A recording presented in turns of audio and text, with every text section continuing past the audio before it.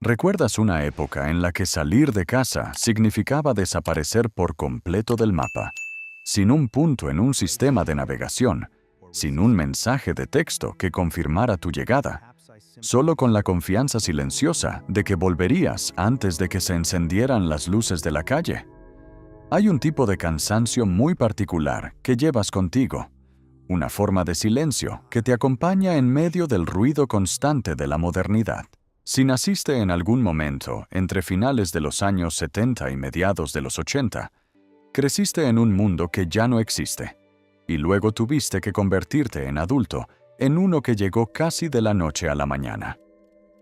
A menudo miras a tu alrededor y sientes una sutil pero profunda desconexión, una sensación de que estás observando la realidad desde una frecuencia ligeramente distinta a la del resto.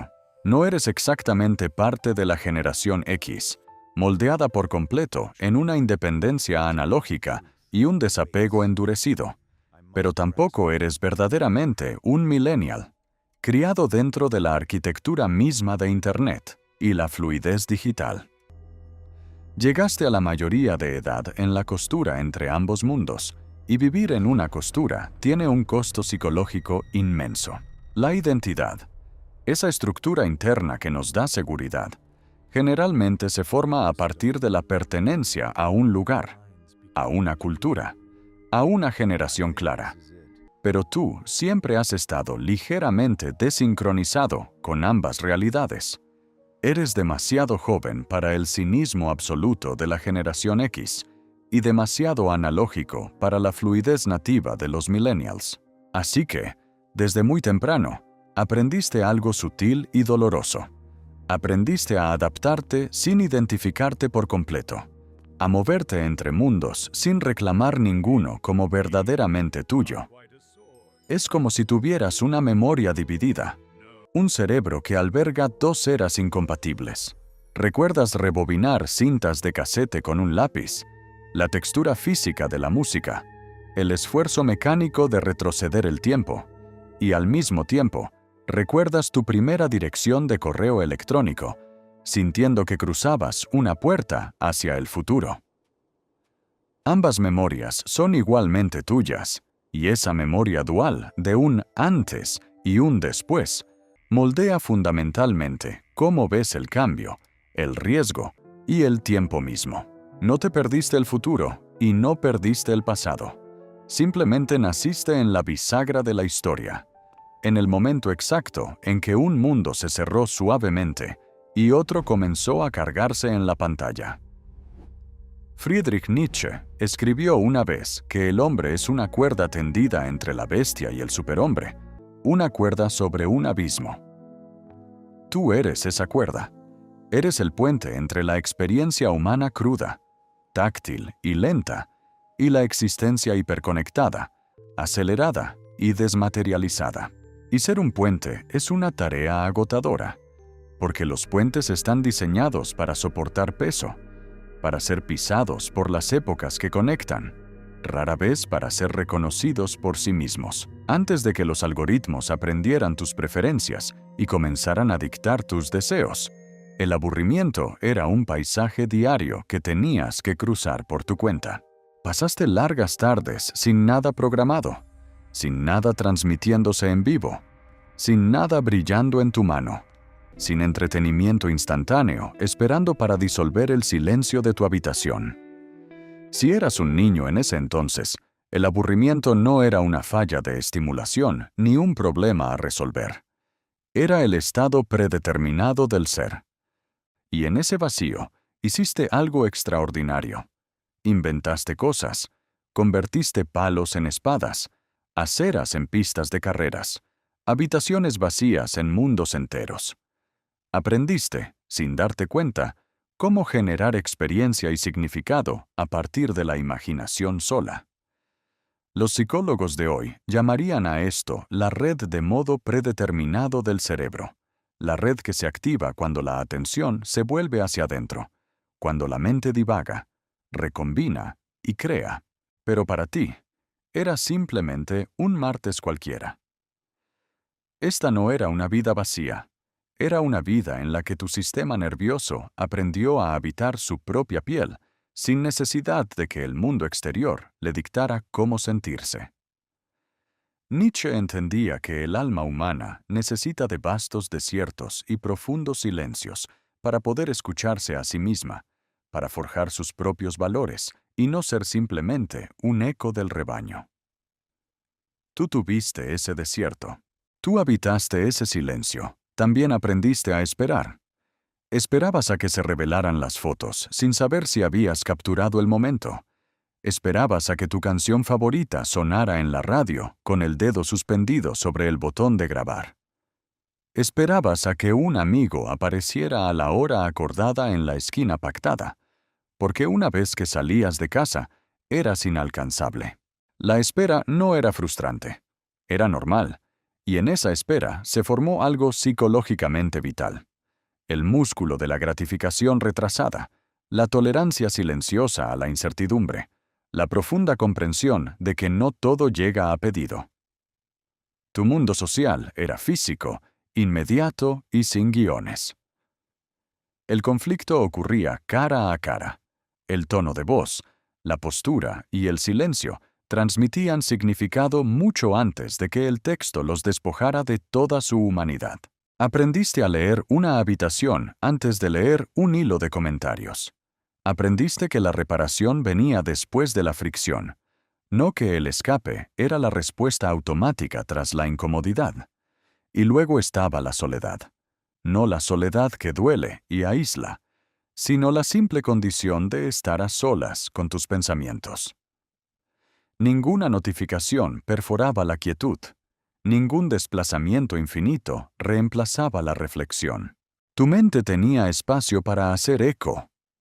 Esa infancia, que ahora está casi extinta, te dejó con algo sumamente raro y valioso: la capacidad de tolerar la quietud sin entrar en pánico, de imaginar sin recibir estímulos externos, de existir brevemente sin ser entretenido ni observado por nadie. Estás entre los últimos adultos cuya vida interior se formó en ese silencio analógico, antes de que la atención se convirtiera en un producto mercantilizado, y antes de que el aburrimiento fuera eliminado mediante ingeniería tecnológica. Esto es lo que Nietzsche llamaría la voluntad de poder sobre uno mismo, la capacidad de sostener tu propia existencia sin depender de la muleta de la distracción constante. Pero entonces, justo cuando te estabas convirtiendo en ti mismo, el mundo cambió. No de forma gradual, ni a través de generaciones, sino justo en medio de tu adolescencia, esa frágil ventana donde la identidad aún es suave, aún se está formando, aún se pregunta ¿en quién me estoy convirtiendo? Un año, la conexión significaba un teléfono atado a una pared en la cocina. Unos años más tarde, significaba un portal brillante zumbando en la esquina de la habitación. La Internet llegando con el canto agudo de un módem de 56K puntos. Eras lo suficientemente mayor para recordar el antes y lo suficientemente joven para dominar el después. Y esa combinación creó algo psicológicamente raro, una especie de bilingüismo tecnológico. Aprendiste el lenguaje de la presencia analógica, el contacto visual, las pausas, los espacios físicos, el silencio compartido, y luego aprendiste el lenguaje de la mediación digital, los nombres de usuario, el tono escrito, los yo curados, la conexión sin proximidad. Para ti, Internet nunca fue el aire que respirabas. Era un lugar al que ibas. Te conectabas, y lo que es igual de importante, te desconectabas. Existía un límite claro, casi arquitectónico, entre tu vida física y tu vida digital. Los amigos de la escuela y la familia existían en un mundo, mientras que las salas de chat y los primeros perfiles existían en otro. Cruzar entre ellos se sentía intencional, incluso experimental. Recuerdas haber construido tu primera identidad en línea no como una extensión de tu yo real, sino como una versión ensamblada, editada, probada. La Internet temprana era menos un espejo que un laboratorio. Pero aquí está el sutil cambio psicológico. A medida que se desarrollaba la edad adulta, ese límite se disolvió por completo. El lugar que solías visitar se convirtió en el entorno en el que vivías. El trabajo se movió a Internet. La amistad se movió a Internet. La memoria se movió a Internet. Y en algún punto del camino, la puerta de desconexión desapareció. Llevas, incluso ahora, el recuerdo de cuando esa puerta existía, una época en la que la conexión tenía bordes, cuando la presencia y la ausencia eran estados distintos. Crecer durante el cambio de Internet no solo te enseñó nuevas herramientas, sino que reconectó tu sentido de dónde ocurre la vida, dejándote con la extraña y persistente conciencia de que la realidad misma una vez tuvo un botón de salida. Esta es una de las razones por las que sientes que nunca encajas del todo. La identidad generalmente crece a partir de la pertenencia a una generación, a una cultura, a una historia compartida que puedes señalar y decir, eso es. ¿Recuerdas una época en la que salir de casa significaba desaparecer por completo del mapa, sin un punto en un sistema de navegación, sin un mensaje de texto que confirmara tu llegada, solo con la confianza silenciosa de que volverías antes de que se encendieran las luces de la calle? Hay un tipo de cansancio muy particular que llevas contigo, una forma de silencio que te acompaña en medio del ruido constante de la modernidad.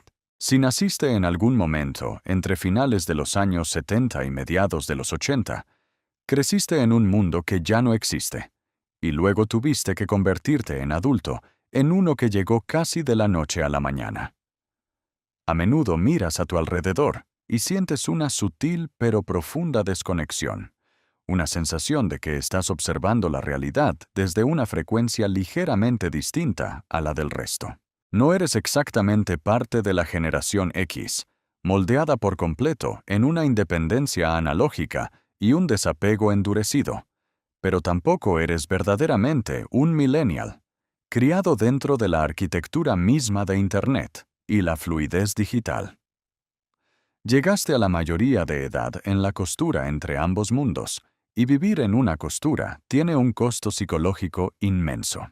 La identidad, esa estructura interna que nos da seguridad, generalmente se forma a partir de la pertenencia a un lugar, a una cultura, a una generación clara. Pero tú siempre has estado ligeramente desincronizado con ambas realidades. Eres demasiado joven para el cinismo absoluto de la generación X y demasiado analógico para la fluidez nativa de los millennials. Así que, desde muy temprano, aprendiste algo sutil y doloroso. Aprendiste a adaptarte sin identificarte por completo, a moverte entre mundos sin reclamar ninguno como verdaderamente tuyo. Es como si tuvieras una memoria dividida, un cerebro que alberga dos eras incompatibles. Recuerdas rebobinar cintas de casete con un lápiz, la textura física de la música, el esfuerzo mecánico de retroceder el tiempo, y al mismo tiempo, recuerdas tu primera dirección de correo electrónico, sintiendo que cruzabas una puerta hacia el futuro. Ambas memorias son igualmente tuyas, y esa memoria dual de un antes y un después moldea fundamentalmente cómo ves el cambio, el riesgo y el tiempo mismo. No te perdiste el futuro y no perdiste el pasado. Simplemente naciste en la bisagra de la historia, en el momento exacto en que un mundo se cerró suavemente y otro comenzó a cargarse en la pantalla. Friedrich Nietzsche escribió una vez que el hombre es una cuerda tendida entre la bestia y el superhombre, una cuerda sobre un abismo. Tú eres esa cuerda.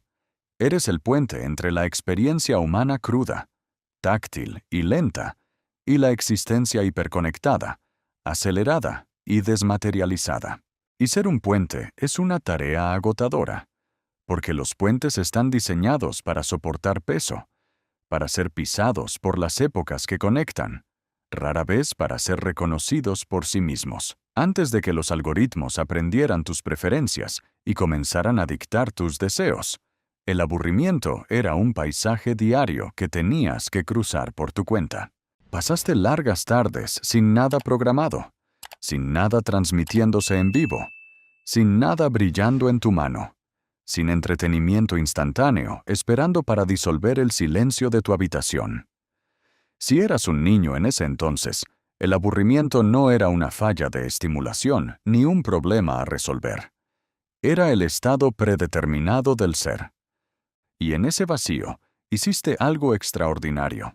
Inventaste cosas, convertiste palos en espadas, aceras en pistas de carreras, habitaciones vacías en mundos enteros.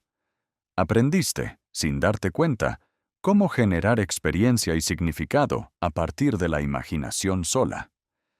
Los psicólogos de hoy llamarían a esto la red de modo predeterminado del cerebro, la red que se activa cuando la atención se vuelve hacia adentro, cuando la mente divaga, recombina y crea. Pero para ti, era simplemente un martes cualquiera. Esta no era una vida vacía. Era una vida en la que tu sistema nervioso aprendió a habitar su propia piel, sin necesidad de que el mundo exterior le dictara cómo sentirse. Nietzsche entendía que el alma humana necesita de vastos desiertos y profundos silencios para poder escucharse a sí misma, para forjar sus propios valores y no ser simplemente un eco del rebaño. Tú tuviste ese desierto. Tú habitaste ese silencio. También aprendiste a esperar. Esperabas a que se revelaran las fotos, sin saber si habías capturado el momento. Esperabas a que tu canción favorita sonara en la radio, con el dedo suspendido sobre el botón de grabar. Esperabas a que un amigo apareciera a la hora acordada en la esquina pactada, porque una vez que salías de casa, eras inalcanzable. La espera no era frustrante, era normal, y en esa espera se formó algo psicológicamente vital. El músculo de la gratificación retrasada, la tolerancia silenciosa a la incertidumbre, la profunda comprensión de que no todo llega a pedido. Tu mundo social era físico, inmediato y sin... ¿Recuerdas una época en la que salir de casa significaba desaparecer por completo del mapa, sin un punto en un sistema de navegación, sin un mensaje de texto que confirmara tu llegada, solo con la confianza silenciosa de que volverías antes de que se encendieran las luces de la calle? Hay un tipo de cansancio muy particular que llevas contigo, una forma de silencio que te acompaña en medio del ruido constante de la modernidad. Si naciste en algún momento entre finales de los años 70 y mediados de los 80, creciste en un mundo que ya no existe, y luego tuviste que convertirte en adulto en uno que llegó casi de la noche a la mañana. A menudo miras a tu alrededor y sientes una sutil pero profunda desconexión, una sensación de que estás observando la realidad desde una frecuencia ligeramente distinta a la del resto. No eres exactamente parte de la generación X, moldeada por completo en una independencia analógica y un desapego endurecido, pero tampoco eres verdaderamente un millennial, criado dentro de la arquitectura misma de Internet y la fluidez digital.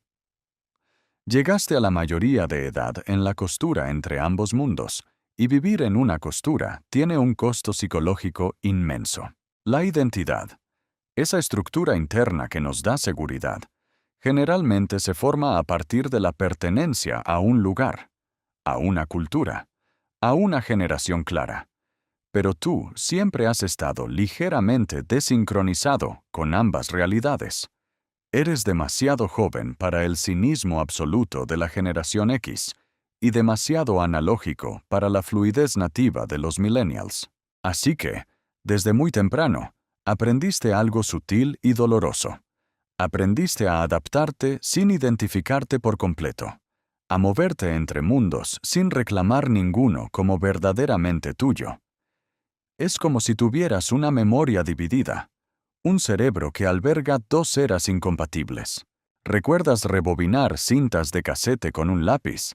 La textura física de la música, el esfuerzo mecánico de retroceder el tiempo, y al mismo tiempo, recuerdas tu primera dirección de correo electrónico, sintiendo que cruzabas una puerta hacia el futuro. Ambas memorias son igualmente tuyas, y esa memoria dual de un antes y un después moldea fundamentalmente cómo ves el cambio, el riesgo y el tiempo mismo. No te perdiste el futuro y no perdiste el pasado. Simplemente naciste en la bisagra de la historia, en el momento exacto en que un mundo se cerró suavemente y otro comenzó a cargarse en la pantalla. Friedrich Nietzsche escribió una vez que el hombre es una cuerda tendida entre la bestia y el superhombre, una cuerda sobre un abismo. Tú eres esa cuerda. Eres el puente entre la experiencia humana cruda, táctil y lenta, y la existencia hiperconectada, acelerada y desmaterializada. Y ser un puente es una tarea agotadora, porque los puentes están diseñados para soportar peso, para ser pisados por las épocas que conectan, rara vez para ser reconocidos por sí mismos. Antes de que los algoritmos aprendieran tus preferencias y comenzaran a dictar tus deseos, el aburrimiento era un paisaje diario que tenías que cruzar por tu cuenta. Pasaste largas tardes sin nada programado, sin nada transmitiéndose en vivo, sin nada brillando en tu mano, sin entretenimiento instantáneo, esperando para disolver el silencio de tu habitación. Si eras un niño en ese entonces, el aburrimiento no era una falla de estimulación ni un problema a resolver. Era el estado predeterminado del ser. Y en ese vacío, hiciste algo extraordinario. Inventaste cosas, convertiste palos en espadas, aceras en pistas de carreras, habitaciones vacías en mundos enteros. Aprendiste, sin darte cuenta, cómo generar experiencia y significado a partir de la imaginación sola.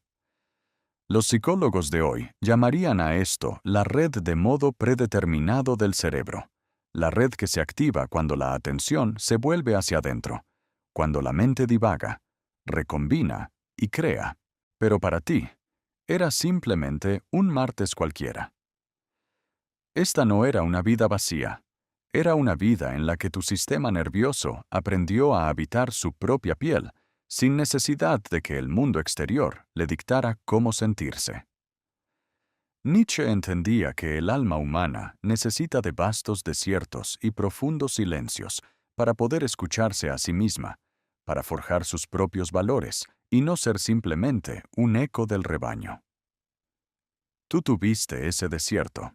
Tú habitaste ese silencio. También aprendiste a esperar. Esperabas a que se revelaran las fotos, sin saber si habías capturado el momento. Esperabas a que tu canción favorita sonara en la radio, con el dedo suspendido sobre el botón de grabar.